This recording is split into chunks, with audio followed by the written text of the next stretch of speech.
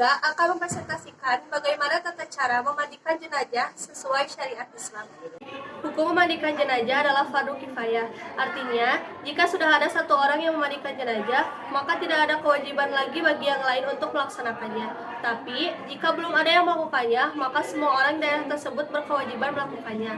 Dalam sebuah hadis dari Ummi Atiyah al-Ansariyah radhiyallahu anhu yang diriwayatkan oleh banyak imam hadis, diantaranya ialah Imam Al-Bukhari, Muslim, Abu Daud, dan Al-Tirmidzi, berbunyi, Ummu Atiyah berkata bahwa Rasulullah SAW masuk ke ruang kami saat putrinya meninggal.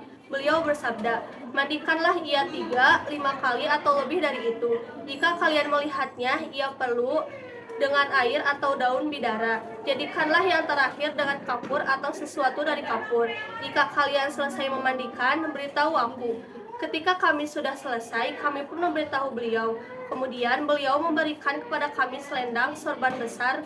Ia sambil bersabda, selimutilah ia dengan selendang itu. Namun pada saat memandikan jenazah, tidak boleh sembarangan. Terdapat tata cara dalam memandikan jenazah yang wajib dilakukan, yaitu yang pertama, beragama Islam, balik, berakal atau sehat mental. Yang kedua, berniat memandikan jenazah. Yang ketiga, mengetahui hukum memandikan jenazah. Dan yang terakhir, amanah dan mampu menutupi aib jenazah.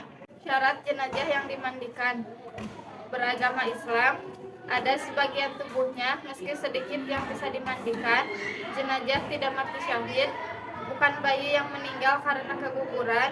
Jika bayi lahir sudah meninggal, tidak wajib dimandikan. Ketentuan memandikan jenazah: satu orang yang paling utama memandikan dan mengapani jenazah laki-laki adalah orang yang diberi wasiat.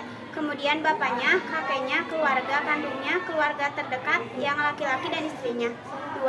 Orang yang paling utama memandikan dan mengapani jenazah perempuan adalah ibunya, neneknya, keluarga terdekat dari pihak wanita serta suaminya.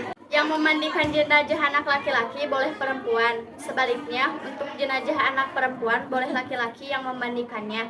Jika seorang perempuan meninggal, sedangkan yang masih hidup semuanya hanya laki-laki dan dia tidak mempunyai suami, atau sebaliknya, seorang laki-laki meninggal sementara yang masih hidup hanya perempuan saja dan tidak mempunyai istri, jenazah tersebut tidak dimandikan, tetapi cukup ditayamumkan oleh seorang dari mereka dengan memakai sarung tangan.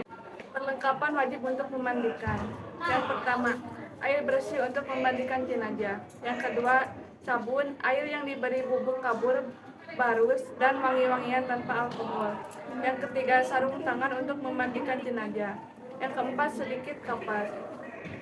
Yang kelima, potongan atau gulungan kain kecil.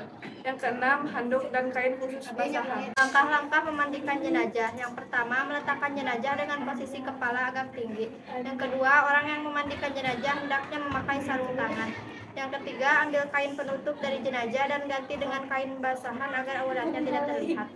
Yang keempat, setelah itu bersihkan dengan menggosok rambut giginya, lubang hidung, lubang telinga, celah ketiaknya, celah jari tangan dan kaki serta rambutnya. Yang kelima, bersihkan kotoran jenazah baik yang keluar dari depan maupun dari belakang terlebih dahulu. Caranya, tekan perutnya perlahan-lahan supaya kotoran yang ada di dalamnya keluar. Yang keenam, siram atau basuh seluruh anggota tubuh jenazah dengan air sabun. Yang ketujuh, siram atau basuh dari kepala hingga ujung kaki dengan air bersih. Siram sebelah kanan dahulu, lalu kiri masing-masing 3 kali. Yang kedelapan, memiringkan jenazah ke kiri, basuh bagian lambung kanan sebelah belakang. Yang terakhir, memiringkan jenazah ke kanan, basuh bagian lambung kirinya sebelah belakang.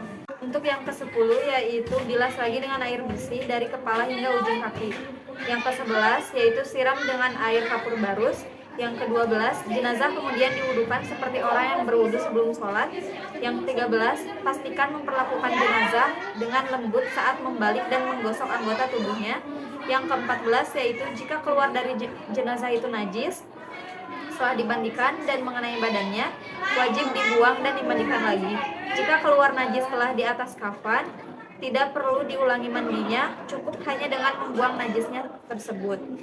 Untuk yang ke-15 yaitu bagi jenazah wanita, sanggul rambutnya harus dilepas dan dibiarkan terurai ke belakang. Setelah disiram dan dibersihkan, lalu dikeringkan dengan handuk dan dikepang. Yang ke-16 yaitu keringkan tubuh jenazah setelah dimandikan dengan handuk sehingga tidak membasahi kain kafannya. Yang terakhir yaitu selesai memandikan jenazah, berilah wangi-wangian yang tidak mengandung alkohol sebelum dikafani, biasanya menggunakan air kapur barus. Untuk niat memandikan jenazah yaitu nawaitul ghusla an hadal mayyiti lillahi ta'ala. Untuk perempuan diganti dengan hadhil mayyitati, untuk anak laki-laki hadal mayyiti tifli, untuk anak perempuan yaitu hadhil mayyitati tiflati. Niat mengundi jenazah yaitu nawaitul wudu'a an hadal mayyiti fardhu lillahi ta'ala. Sekian presentasi yang dapat kami sampaikan. Mohon maaf bila ada kesalahan. Wassalamualaikum warahmatullahi wabarakatuh.